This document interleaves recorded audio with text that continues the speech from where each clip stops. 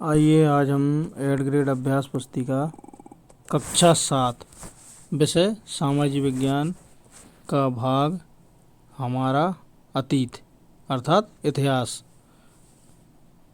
के अध्याय 8 के प्रश्नोत्तर लिखेंगे हम। अध्याय 8 का नाम है 18वीं शताब्दी में नए राजनीतिक गठन। तो इसका हम पहला प्रश्न देखेंगे। भारत के कौन से हिस्सों में जमींदार और किसानों के विद्रोह के कारण राजस्व की मात्रा में कमी आ गई? तो इसका विकल्प है ए उत्तर और पश्चिमी, बी दक्षिण तथा पश्चिमी, सी पूर्वी तथा पश्चिमी, डी पूर्वी तथा दक्षिणी। सही उत्तर है इसका ए उत्तर और पश्चिमी। ए वाले विकल्प पे सही का चिन्ह लगा लें। दूसरा है प्रश्न क्रमांक दूसरा। मुगल साम्राज्य के विघटन के समय सर्वाधिक महत्वपूर्ण एवं बड़ा प्रांत नहीं था? विकल्प ए है बंगाल, बी हैदराबाद, सी अवध, डी मालवा। सही उत्तर है इसका डी मालवा। डी वाले विकल्प पे सही का चिन्ह लगा लें। प्रश्न क्रमांक 3। जाटों के प्रभुत्व क्षेत्र में कौन से शहर महत्वपूर्ण व्यापारिक केंद्र बन गए? विकल्प ए है पानीपत तथा बल्लभगढ़, बी पुणे और नागपुर, सी लखनऊ तथा इलाहाबाद, डी आगरा और सूरत। तो सही उत्तर है इसका ए पानीपत और बल्लभगढ़। प्रश्न क्रमांक 4। मराठा सरदारों में कौन शामिल नहीं था? विकल्प ए सूरजमल, बी सिंधिया, सी गायकवाड़, डी भोंसले। सही उत्तर है इसका ए सूरजमल। ए वाले विकल्प पे सही का चिन्ह लगा लें। प्रश्न क्रमांक 5। सूरजमल के राजनीतिक नियंत्रण में कौन कौन से क्षेत्र शामिल नहीं थे? विकल्प ए है आधुनिक पूर्वी राजस्थान, बी दक्षिणी हरियाणा, सी पश्चिमी उत्तर प्रदेश और दिल्ली, डी बिहार तथा उड़ीसा। सही उत्तर है इसका डी बिहार तथा उड़ीसा। डी वाले विकल्प पे सही का चिन्ह लगा लें। प्रश्न क्रमांक 6। रिक्त स्थानों की पूर्ति कीजिए। इसका ए है खालसा पंथ की स्थापना गुरु गोविंद सिंह ने की थी। ए वाले में गुरु गोविंद सिंह भर लें। बी है जत्थों और मिसलों की संयुक्त सेनाएं दल खालसा कहलाती थीं। बी में दल खालसा भर लें। सी शिवाजी ने प्रायद्वीप में मुगलों को चुनौती देने के लिए सैन्य बल का प्रयोग किया। सी वाले पे सैन्य बल लिख लें। प्रश्न क्रमांक डी। बाजीराव प्रथम बाजीराव बल्लाल के नाम से भी जाने जाते थे। डी वाले में बाजीराव बल्लाल लिख लें। ई है जाटों ने अपने नेता चूड़ामन के नेतृत्व में दिल्ली के पश्चिमी क्षेत्रों पर अपना नियंत्रण कर लिया। ई वाले में चूड़ामन लिख लें। प्रश्न क्रमांक 7। सवाई जयसिंह ने खगोलीय वेधशालाओं का निर्माण कहाँ कहाँ कराया था? उत्तर है सवाई जयसिंह ने खगोलीय वेधशालाओं का निर्माण दिल्ली, जयपुर, उज्जैन, मथुरा और वाराणसी में कराया था। प्रश्न क्रमांक 8 है। विंध्य राज्य के विस्तार का श्रेय किसे प्राप्त है? वे किन क्षेत्रों के खिलाफ सैन्य अभियानों के लिए जाने जाते थे? उत्तर है विंध्य राज्य के विस्तार का श्रेय बाजीराव प्रथम को प्राप्त है। वे मालवा, बुंदेलखंड, गुजरात और पुर्तगालियों के खिलाफ सैन्य अभियानों के लिए जाने जाते हैं। प्रश्न क्रमांक 9 है। सिखों द्वारा स्थापित राखी व्यवस्था किससे संबंधित थी? उत्तर है सिखों द्वारा स्थापित राखी व्यवस्था सिखों की आर्थिक स्थिति सुधारने से संबंधित व्यवस्था थी। इस व्यवस्था के अंतर्गत किसानों से उनकी उपज का 20% कर के रूप में लेकर बदले में उन्हें संरक्षण प्रदान किया जाता था। प्रश्न क्रमांक 10।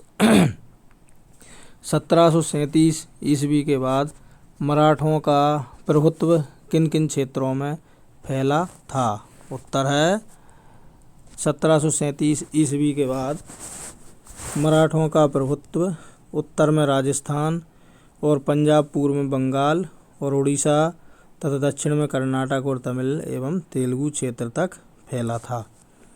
प्रश्न क्रमांक है 11। जाट राज्य के प्रमुख व्यापारिक केंद्र कौन कौन से थे?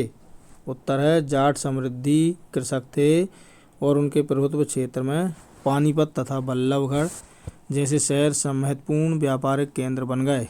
जाटों की शक्ति सूरजमल के समय पराकाष्ठा पर पहुंची एवं सूरजमल के राज में भरतपुर शक्तिशाली राज्य के रूप में उभरा।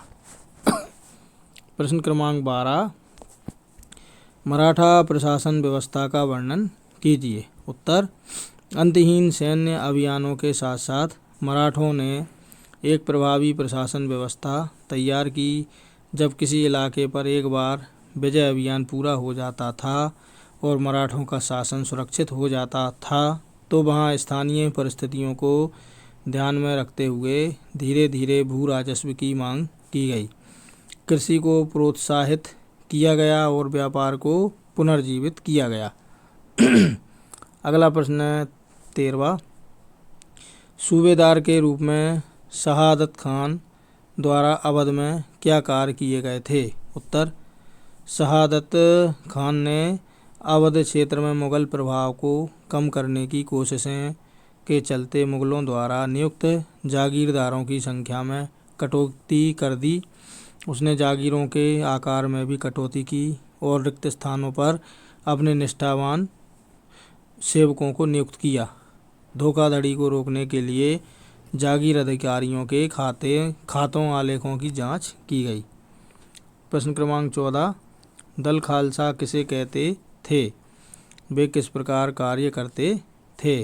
उत्तर है 18वीं शताब्दी में कई योग्य नेताओं के नेतृत्व में सिखों ने अपने आप को पहले जत्थों में और बाद में मिसलों में संगठित किया। इन जत्थों और मिसलों की संयुक्त सेनाएं दल खालसा कहलाती थीं। प्रश्न क्रमांक 15। उन परिस्थितियों को लिखिए जिनके कारण मुगल साम्राज्य कमजोर होता गया। उत्तर औरंगजेब के उत्तराधिकारियों के शासनकाल में साम्राज्य के प्रशासन की कार्यकुशलता समाप्त होने लगी और मनसबदारों के शक्तिशाली वर्गों को बस में रखना केंद्रीय सत्ता के लिए कठिन हो गया। इस प्रकार मुगल साम्राज्य कमजोर होता गया। प्रश्न क्रमांक 16। मुगलों के विरुद्ध मराठों की सफलता के क्या कारण थे?